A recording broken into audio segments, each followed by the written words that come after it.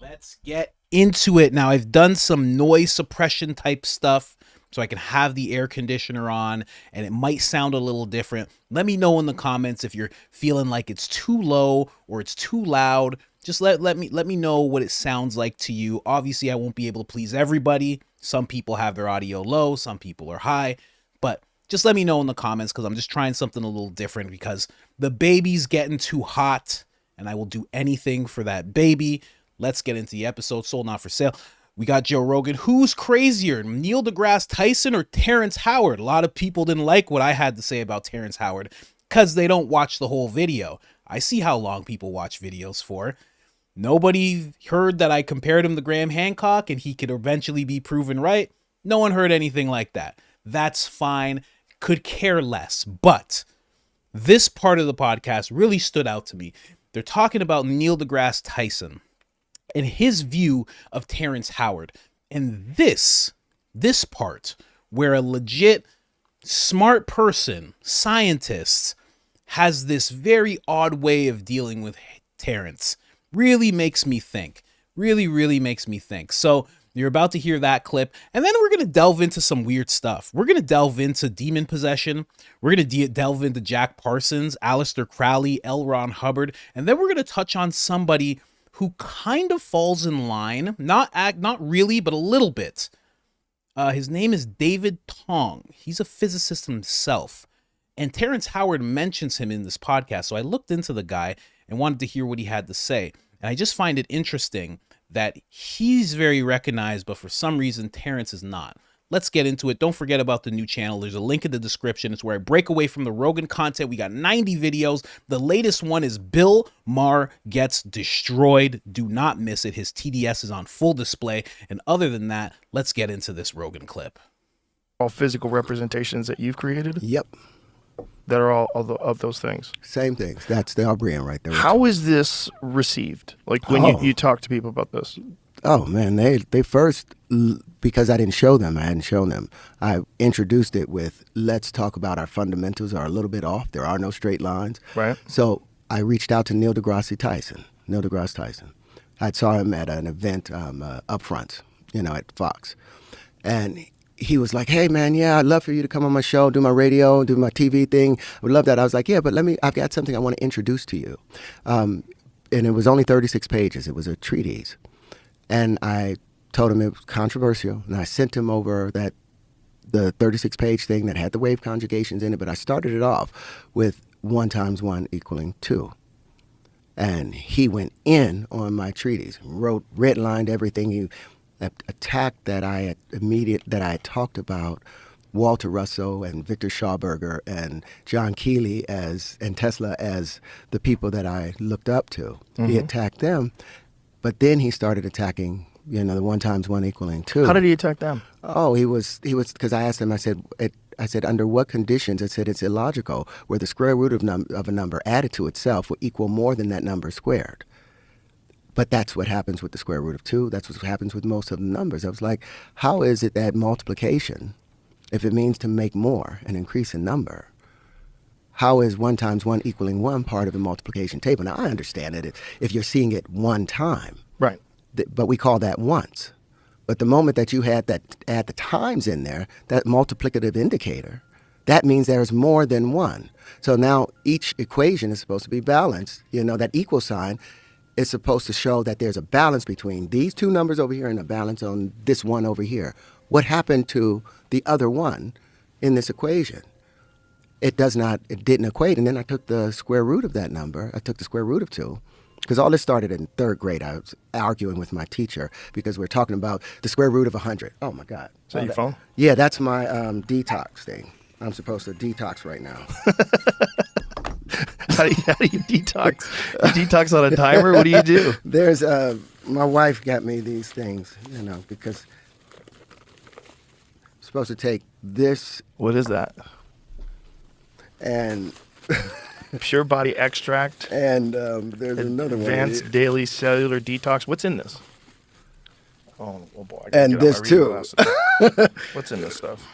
Just things to counteract the natural the metals that we have in our bodies that that wear us out. And you just take these periodically throughout the day on a timer? I got to do it now. I got to do it. Okay. I take a dropper, part of that dropper, and then 4 sprays, and it removes the parasites from your system, like oil of oregano, like using oil of oregano instead of using antibiotics. And have you felt an effect? Yes. Yeah. What do you feel when you take Well, this stuff? I used to have really thick, dark circles under my eyes. That's gone away in the last 6 months. I've been using that. My skin, I'm 55 years old. I'm 55 years old and I smoke. Do I look like I'm 55 No, years you don't. old? You look great. And do you think that's because of this? I think, well, I'm going to show you a picture of what I used to look like when my wife met me. And I don't know if you could, she'll be mad if I throw this up, but she's a beautiful one. But this is what I looked like when my wife met me. I was 256 pounds. Were you eating differently? I was, well, now I'm intermittent fasting. I follow her routine. But she turned me from that into this. It's like she shined up. Yeah, the you look thing. about 15 years younger now. Yeah, and that's because of her. I still smoke my cigarettes. Why do you do that? I'm a crackhead. I don't know. I don't know. Everybody has to have some vice. Like Alan Watts said, you got to have some balance of beneficence and rascality to you. We have a fan in here, by the way. If you want to smoke in Yeah, here, you're no. more than welcome to. I don't trust people, that walk around, people get so offended by gurus a lot of times and yogis because they think they're these calm and passive people, and when they get angry, they're like, oh, that was a directed anger. That was a purposeful anger to wake you up to something. And then they find out they have a girlfriend. They find out that they smoke, and they're like, oh, Vices. this is a lie. Right. But that's the real person. That's what I loved about Alan Watts. He had a wife, and he had his mistresses. He ended up dying with one of his girlfriend and his wife, off in his little place. But he spoke the truth. He was honest. Life is about the give and take. There's a balance in there, To be human is to be flawed. It's to be beautiful. Yeah, it's part of the beauty of us. And it's part of why we create. I don't think you create from a perfect place of enlightenment. I think part of the chaos of being a human being is the beauty of the creation. It's why we create. The most fucked up people, the best artists are some of the most fucked up people. My favorite musicians, my favorite comedians, my favorite actors. Yep. Almost Almost all of them are fucked up. Yeah, my uncle used to call it, he said, if you don't get any flower to grow unless you throw some shit on it. So back to Neil deGrasse Tyson and his critique of So Tesla. he threw shit on, he was like, well, Tesla stuff worked, but Tesla was never really respected out there. And I guess he wanted me to support Bohr or Schringer or Feynman or any of those people. And I'm looking at the Feynman diagrams. I'm like, you made all these things up. You're basically doing the Mr. Spock thing. If you want to find the answer to something, then you cancel out all the possibilities, all other possibilities, and you root it down to one thing. So that means going through the whole universe to answer one question. And that's the problem with probability. That's the problem with Heisenberg uncertainty. That's the problem with Schrodinger. All of those were just these probabilities because they had taken the ether out. They forgot the electromagnetic wave. Mm-hmm. It had to have a medium in which it followed on. It had to have something in which it was moving on. They don't exist in isolation. No, they do not. And it cannot be the cause of its own action. An effect can never be the cause of the action. The chicken cannot the egg cannot come before the chicken. The chicken has to be there first in order to lay it. It has to mate. And what Einstein left out was the equal and opposite of magnetism. So back to Neil deGrasse, when he wrote his response to my paper, and he said, if you have any other questions, you're going to have to see somebody else, and he wouldn't take my calls anymore. I was like, okay. So I wrote the book based off of those responses, and I reached out to another guy, Dr. David Tong. That would be very, very interesting that would be his take as a public educator, that he wouldn't want to talk to you anymore. The reason I wanted to talk to him was because of his show, The Cosmos, that he was doing after that incredible guy, Carl Sagan did. The very first episode he had was talking about Giordano Bruno. And he said that Giordano Bruno was looking for that grand unified field equation, and maybe one day somebody is going to do it. And when they do it, it's going to change the world. And I'm like, dude, I've done it. I've got it here. He attacked it with such vitriol that I was like, oh, okay, maybe I need to walk away from this. Dr. David Tong from Cambridge, a professor at Cambridge, did a video on physics of the world, and he said it's all a lie. And he explained that there was these 16 fields, that everything that they had taught was this, and they gave the best understanding and interpretation that they had of it.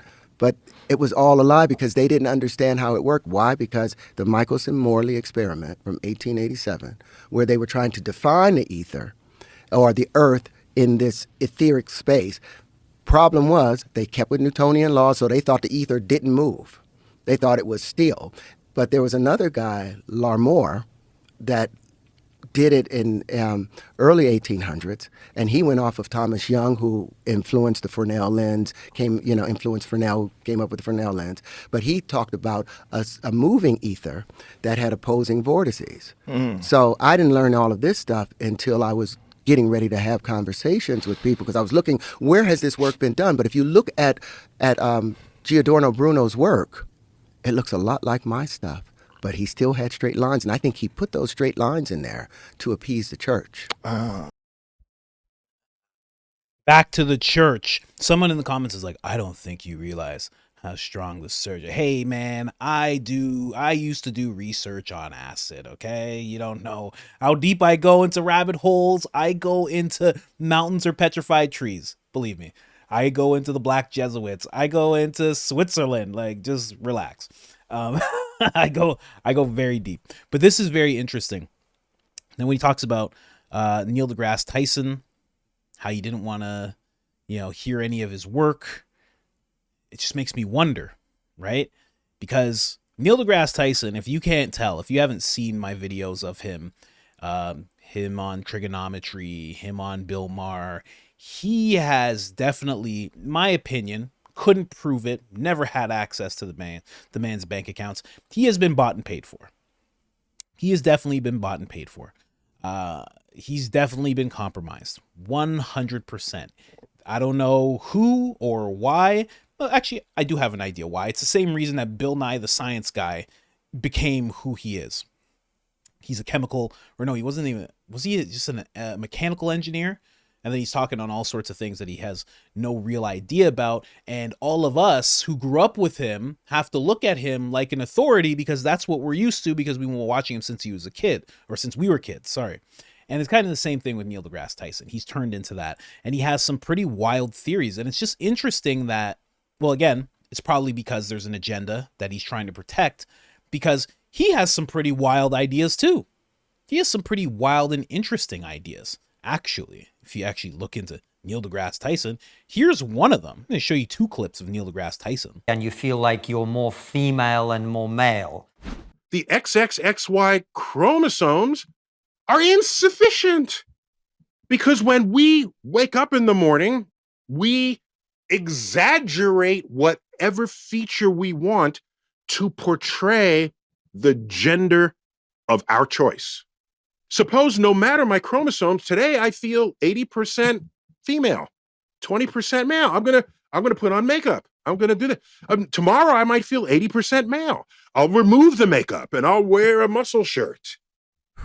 Why do you care? Yeah. What business is it of yours to require that I fulfill your inability to think of gender on a spectrum? My only point was that if who you decide is male and female in the street is a construct of style and trends and what the beauty industrial complex wants you to see, if that's how we establish gender, then maybe some people want to be fluid within that gender identify. So they'll wear a skirt, but maybe have a beard, or they'll mix and match that in whatever way Neil, you want. sorry. Hold on. I'm not, wait, I'm almost done. So, Okay. if a person using the tools of the beauty industrial complex wants to mix and match this, Yeah.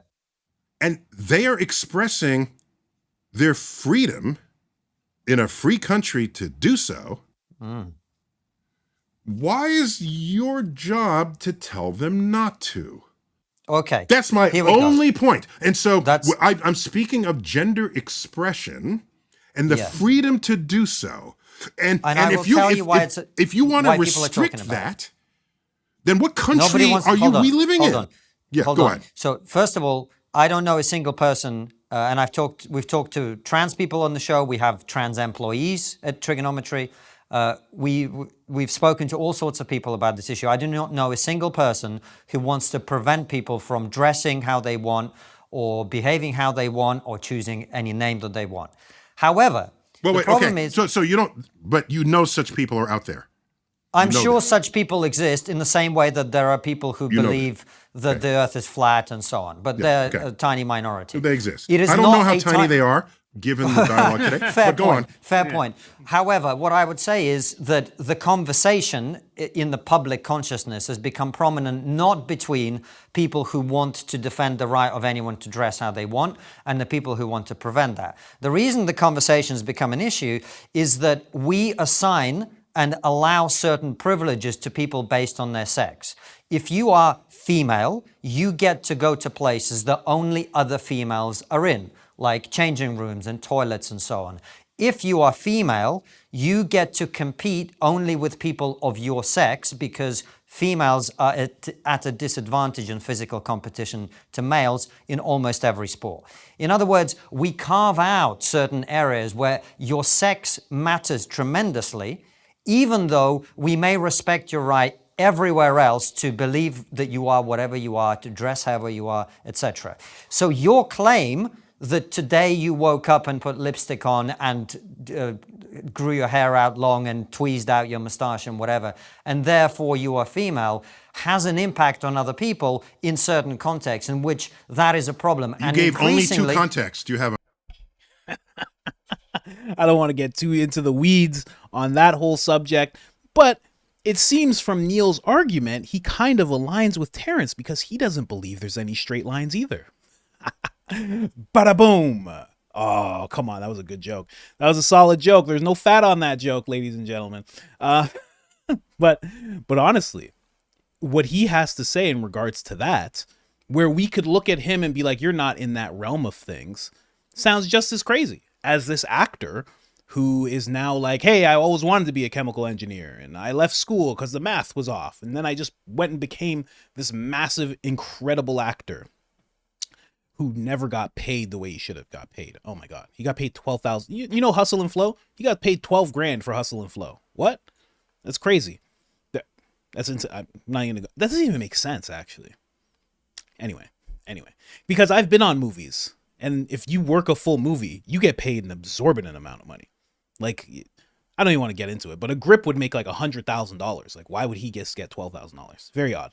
But anyway, they very much align in regards to being outside of their scope and having pretty wild notions of what should and shouldn't be. This is another one of Neil deGrasse Tyson talking about sports and how, look at him. He's already getting going, drinking his hand and everything. With Bill Maher, he's talking about sports and how it should be structured. interesting for the viewer. So if we can split wrestling into 10 categories and that becomes the wrestling match. But all men against each other. Correct. So, so again, now I get sort that. of key point. Okay. Okay. So all I'm saying is, what is it that makes the man the man? Is it the hormones? Okay. Is it, if it's the hormones and you decide to give yourself a different cocktail of hormones, I'm making this up, by the way. I'm not saying it should happen this way. It's a way to start thinking about it. It would be maybe the track meets have hormone categories. And maybe giving yourself the wrong hormones is deleterious to your health. Would you not admit that? Do you think we can just safely do things like this? So you feel this way because you're so deeply concerned about that? So, sporting events and leagues should be designated by hormones. That's great. We'll see where LeBron James ends up and see where somebody who's like just really small, somebody who's, in the league, but they're 6 foot. Are they even going to be in the same league? What's going to happen? I'm down for it. I'm down for Brock Lesnar doing slam dunks on people, just jacked up on testosterone. But again, it's just odd ideas that he's willing to float out there, and he expects people to listen, and he gets really upset about not being listened to. But then when Terrence Howard comes and talks to him about an idea that's pretty out there, you know, and he's an actor and it's not within the scope that everybody knows him on, all of a sudden he shuts it down and says that he doesn't want to talk to him anymore about it. I find that very interesting. It makes me feel like he could be on to something. Because, you know, tinfoil Speedo. Put yours on if you don't have it on already. Thong, whatever you got, just throw it on real quick.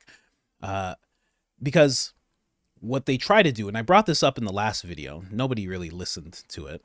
You know, that's fine, whatever. But I brought this up in the last thing, like with Graham Hancock and archaeology, there's clearly a bunch of people who want things to be a certain way, and they will stop anybody and call them a pseudo-scientist, a pseudo-archaeologist, if they have an idea that's counter to what's been built up over time. And we've clearly seen over the past 5 years, science works very much the same way, you know? So it's interesting, very, very interesting that Neil deGrasse Tyson wouldn't do anything. Now, the thing is, Terrence said he talked to David Tong. Now, I looked into David Tong. David Tong wasn't verifying. He kind of made it sound like David Tong was saying this, and you know why? Because this. Not true. David Tong doesn't really align with him, but if you listen to what I'm going to show you, and I'm not going to show it to you yet. Actually, you know what? I'll show that one to you now. Yeah, let's go into it. If you listen to it, he is in the realm of, you know, odd thought. Definitely the people who are in this room with David don't agree with him fully. Again, he's someone who's tearing down the way things have been, and he's building up something new. And not everybody's interested in that idea. The world we live in. So I'd just like to give a flavor of Whoa, jeez. Let me bring him down a little bit here. what that's about. At some point, I should warn you now, at some point, I'm even going to show you an equation. Okay, you know that you can get sent on training courses for this kind of thing. There's a number one rule. The number one rule is never show them any equations. If you show them equations, you'll just terrify them. At some point in this lecture, you're all going to be terrified. So just prepare yourselves. Okay. Okay. You know, there's a traditional way to start talks like this. The traditional way is to be very cultured and talk about what Democritus and Lucretius said 2,500 years ago, and the ideas that the ancient Greeks had about atoms. But you know, I don't want to start like this. We've made a lot of progress in 2,500 years, and you know, there's just better places to kick off a science talk.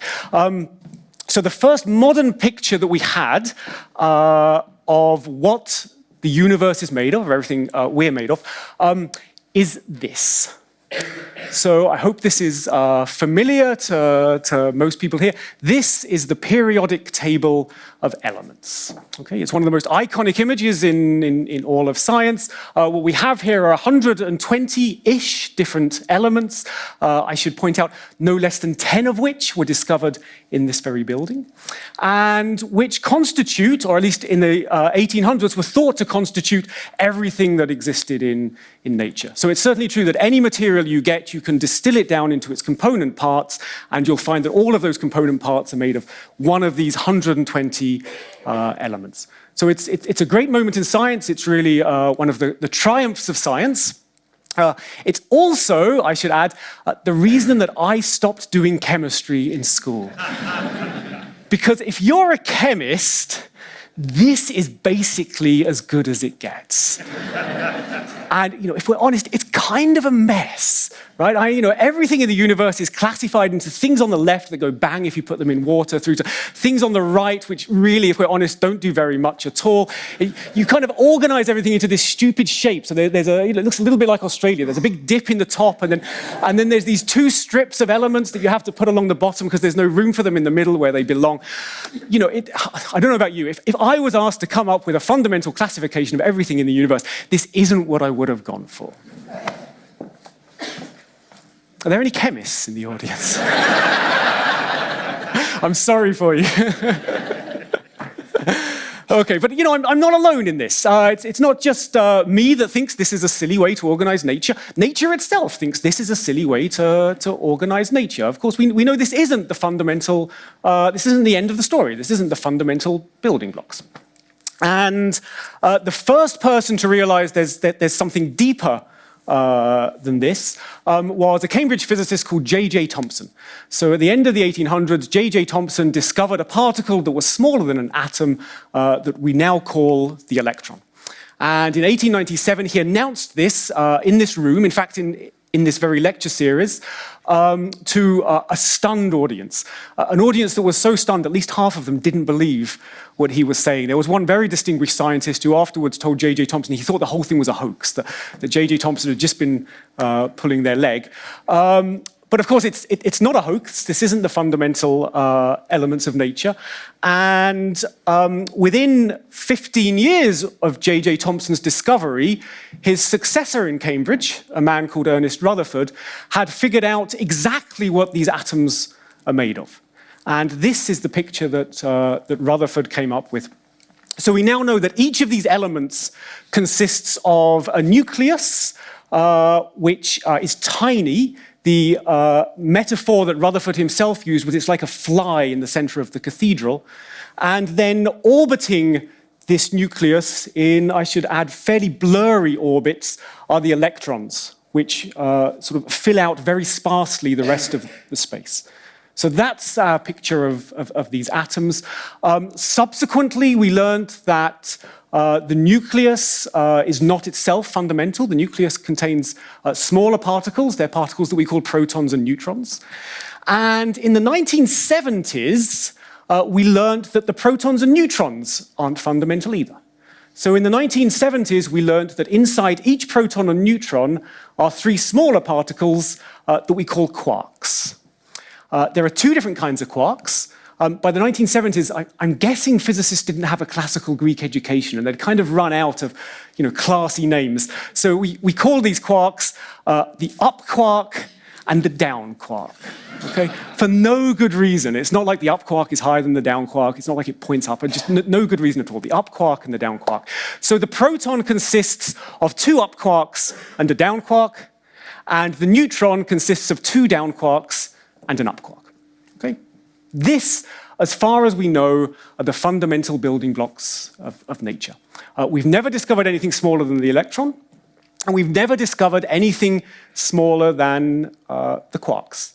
So we have three particles of which everything we know is made. And it's worth stressing, that's kind of astonishing. We sort of take it for granted. We learn this in school. We don't really think about it deeply.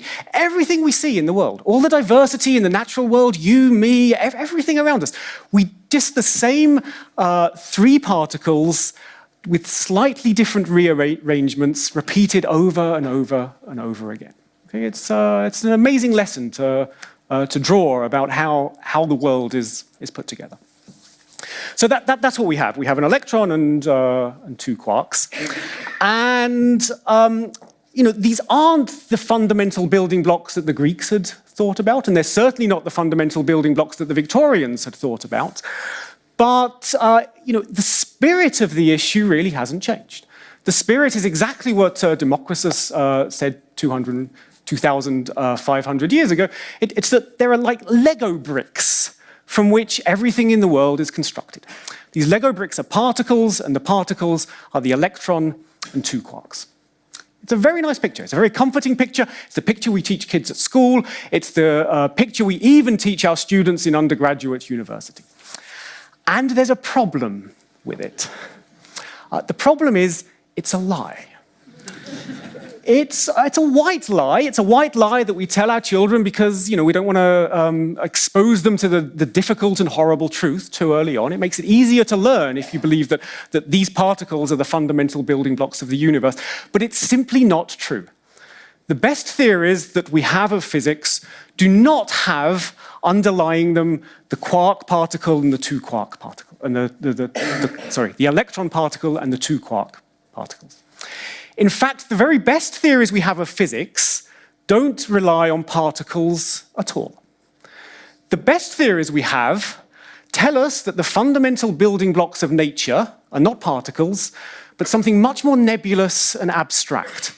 The fundamental building blocks of nature are fluid-like substances which are spread throughout the entire universe and ripple in strange and interesting ways. Okay? That's the fundamental reality in which we live. These fluid-like substances we have a name for. We call them fields.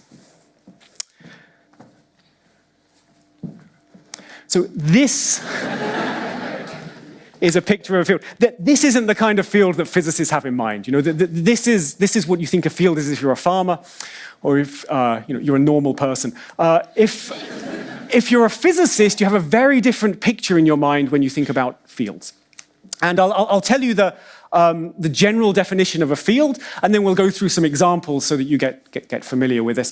The physicist definition of a field is the following. It's something that, as I said, is spread everywhere throughout the universe. It's something that takes a particular value at every point in space, and what's more, that value can change in time. Okay, so a good picture to have in your mind is a fluid which ripples and sways throughout the universe. Now, it's not a new idea. It's not an idea that we've just come up with. It's an idea which dates back almost 200 years, and like so many other things in science, it's an idea which originated in this very room. Because, as I'm sure many of you are aware, this is the home of Michael Faraday. And Michael Faraday initiated... Now, I know probably some of you are getting into that. I can't play too much of this, but I just wanted to show you that he's going into fields, how everything's a field. But here's the thing. Why is he getting so much more acclaim and exposure than Terrence Howard? They both have ideas that are very odd. They're both kind of snubbing their nose at the entirety of the community, saying, actually, this is a lie. And things actually work like this. So why is Terrence not doing anything? Because let's be real, like a lot of people got mad for some reason. He's made no progress. None. It's been 10 years, and he said that he can cure cancer, and he said that he has flying machines. And he made a bunch of patents, and I said in the last video, a patent is not a scientific process. It is a legal process. So if you show them what you think and you say, this is it, this is what I want to patent, and it's not matching anything that's out there, you get the patent. Like, sorry, there's been no progress. Graham Hancock made progress, and he seemed wrong. Kanye West made immense progress after saying he could change the fashion industry. He made immense progress, whether you like him or not. So there's many people who were seen as crazy, but they went and made progress. He is not one of them. There's no progress. Now, but again, the question still stands. Why is he not getting the notoriety that this gentleman's getting? Why is he not getting the audiences? Because to speak at Oxford, you're speaking to a bunch of kids. To speak at this place, where this guy is, like he said, there's some monumental things that have happened in this hall that this gentleman is inside of right now. Monumental things have happened there. Discoveries have happened there, right? Over history. And he gets to say that things are a lie and talk about fields and everything. And also, when you look at what Terrence Howard's talking about, and you look at what he's talking about there being fields and how they're moving. But Terrence Howard's talking about how there's no straight lines. So you could say that they are maybe not on the same page, but they're in the same chapter, perhaps. I don't fully know. Because Terrence doesn't talk about fields at all. This gentleman does. And this gentleman doesn't talk about things that Terrence is talking about at all. So, but it kind of sounds very similar. The one thing they have in common is that they're both kind of saying, there's a bunch of you that are wrong, and this is how we should be looking at it. Maybe it's because this gentleman doesn't start out with 1 × 1 = 2. Maybe he doesn't start out by saying all math is wrong. Because... little bit nonsense, because here's the thing. That gentleman's getting to a similar place that Terrence is getting to. But he didn't have to bring up math being wrong. And also, he's still following that same math that's necessarily wrong. And also, Terrence was talking about how this math was established because they thought the world was flat. This gentleman's talking about fields and how it's moving. He's talking about quarks. He's not touching on anything that's still giving the idea that it's all based on a flat earth, you know? He's in the realm of where Terrence is, or Terrence is in his realm. So it's very odd. It's very odd, right? But that Neil deGrasse Tyson thing really throws me off, because Neil deGrasse Tyson is the type of person to push an agenda. He's the type of person to push an agenda, or, you know, to try and silence an agenda. It's very clear. You know, again, like I said, bought and paid for. So when I see that, I'm like, But now here's the thing. Where does Terrence get all of his knowledge? And this was where the rabbit hole got really odd for me, because I was like, where does he get the knowledge? And then I'm looking into videos, and then this one video by this guy, Nick Jones, comes up, and he finds this interview, and this is the interview. Now, don't think that this is a bit because Terrence Howard is wearing a wig. This woman just made sure to go and see him while he was on set at a movie. When you're on a movie and you're supposed to wear a wig, you do not get to take that wig off when you're on break. You have to keep the wig on because it takes a while for them to put it on and to keep it perfect, and it's for continuity purposes. So he has to stay exactly the way he is in the movie. And she just showed up and decided to interview him at a side room or trailer or whatever. So this is not a bit. This is actual. But this is him talking about where he's getting... Well, we're going into demon possession. Let's get into it. Okay. What was that preparation like, preparing? Because I've heard you say a couple of things in other interviews, and I want to ask you about that, because I did some acting and studying acting, and you said something I've never really heard a lot of actors say about the process of acting. And you said that sometimes when you walk off, they walk off with your clothes. Yeah. Can you explain that? Well, as an actor, you're more like a medium. Mm-hmm. You know, when you really get there, you go into this zone and you really divorce yourself of who you are, Mm-hmm. and you just become a garment that something else puts on. Now, Right. a lot of people sit up there and do impersonations of other folks, Mm-hmm. instead of allowing that spirit, but I sit up and I'll pray for a little bit and go in a dark place, Mm-hmm. go in a bathroom, turn off the lights, look in the mirror. We'll have the light on at first, and then after 1 minute, turn the light off, and and search until you see your own glow, your own aura, Mhm. and then you watch it change. Wow. And it's a scary thing, Yeah. because you'll feel like some hands are on you, Wow. and you lose a little bit of control of what you're doing. Mhm. But if you stay with it, you'll be inhabited by Mhm. something, and then you walk out, and the character's Wow. with you, and you got to know how to say goodbye to it. Right. If you really want to Yeah, get there, right, yeah. a lot of people are afraid, Mm-hmm. to empty themselves and be Mhm. filled up with something else. Mhm. But as an actor, you're an emotional prostitute. Wow. You put on whatever you need for the John. You're turning a trick. You're turning an emotional trick. Wow. And it's nothing Yeah. more glorious Yeah. than that. Okay. So how do you balance the separation of who you really are? Or are they similar? No. I mean, you got to remember, we've been here since the very beginning. Mhm. So that what he just described is demon possession. Now, the reason that I bring that up is not like, oh, Satanist or anything like that, but there's also someone else who was not as educated, because Terrence Howard left school. So any research that he was doing it independently. There was also other people who've done things like that. I mean, Eminem is a musical genius. When you actually break down the things that he says and how he says it and how he breaks it all down, musical genius. Went into his own researching of things. Beyonce, she has a story that I'm going to get into as well. There are so many people, a lot of musical artists talk about, I didn't write that song, something came into me, and it just, out of nowhere, it just flowed out, right? There's a lot of that. But now, someone in particular that really made me think of this was Jack Parsons. Now, if you don't know who Jack Parsons is, he's the godfather of rocketry, rocketology, rocketdom, whatever you want to call it. He's the godfather of it. Now, he used to experiment here and there. He used to like blowing things up here and there when he was a kid. But at some point he got this major leap in advancement beyond anybody else. And when he was doing this, there was no school or course that could teach you about rockets. But for some reason, he had this vast knowledge. Now, this man also studied with Aleister Crowley, and they were getting heavy into the occult. And they were doing things like what this Terrence just said. They would go and have these rituals, and they would experiment, and people or beings or, you know, whatever you want to call it would step into them.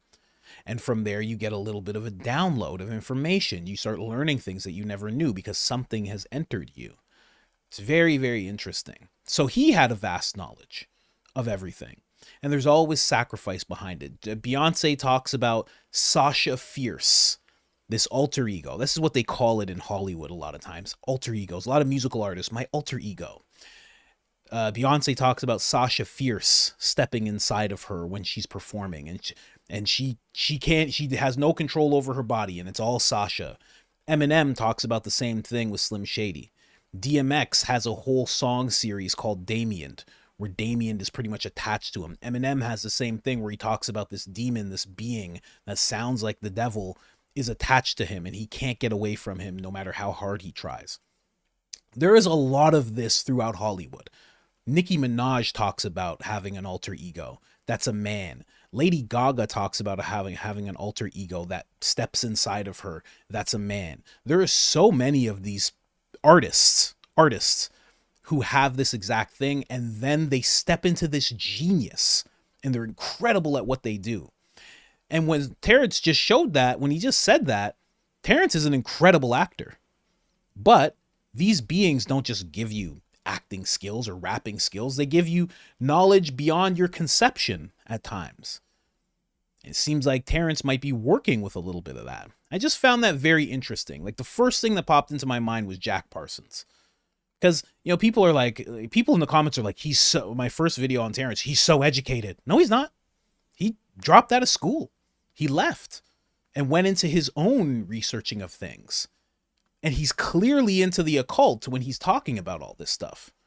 You know who else was into the occult as well? German scientists during and before World War II. They were heavily into the occult. They were very, very, very connected to the occult. And they were vastly more advanced than every other scientist throughout the world. So much so that America and Canada and South America and so many other places took as many as they could when the Nazi party broke up. They said, whatever they did, they weren't responsible directly. Bring them here, because they were so much smarter. But that's a thing that they don't talk about. The scientists were heavily into the occult. It's talked about on the Joe Rogan podcast. There's a certain podcast with a certain man. His name's Alex. I don't know if you ever heard of this guy. And he talks about it extensively. So it's just interesting that there's so many people into the occult, and then they get these vast downloads of information, and then they have this genius. Kanye West is another one. There's so many. Jay-Z is another one that talks about an alter ego, Jehovah, which is God, you know? Kanye West talks about being a god, being touched, being entered by certain spirits. There's so many. It's countless. So when I hear that from Terrence, I'm like, maybe that's where he's getting this information. And again, I'll say it again. So many people got upset. Bro, this channel's my interest. I don't just like doing Joe Rogan stuff for money or for views. I follow his philosophy. What interests me is what I talk about. And an expert in 2020 couldn't get me to do the thing that everybody had to do. There's many things that I do not just do because I'm told. There's no amount of shaming. There's no amount of ridicule that's going to get me to just follow the crowd. I don't do that. And the reason that I'm saying that at this point is because I know anyone who's listening to at this point is ride or die. You guys are like family. So I want to say this, you know, we're 4 minutes in. If you're listening right now, you're a real one. So you understand me. You know, all those fair weather people, I don't have to explain anything to them when they leave after 5 minutes. You know what I mean? But I just wanted to say that. Just very interesting range of thought. It's like, so at the end of the day, who's crazier? Both people are in Hollywood, Neil deGrasse Tyson and Terrence Howard. both people have these odd ideas that are outside of their scope, but for some reason, one's massively successful and pushed. Not that Terrence isn't, but what he has to say is not pushed. Anything Neil has to say gets pushed into different shows and aspects, and it's agreed with. But for some reason, Terrence isn't. Makes you wonder. Again, he could perhaps become like Graham Hancock, where right now he sounds crazy, and in 10 years, people are like, oh, yeah, the linchpin. Yeah, of course, Terryology. Yes, it could happen. But I will say one more time, there has been zero progress with anything that he says that he can do. But you just take this as it is. It's just a video. Like, subscribe, all of that good stuff. Hit the notifications. All of it helps tremendously. And other than that, I'm out.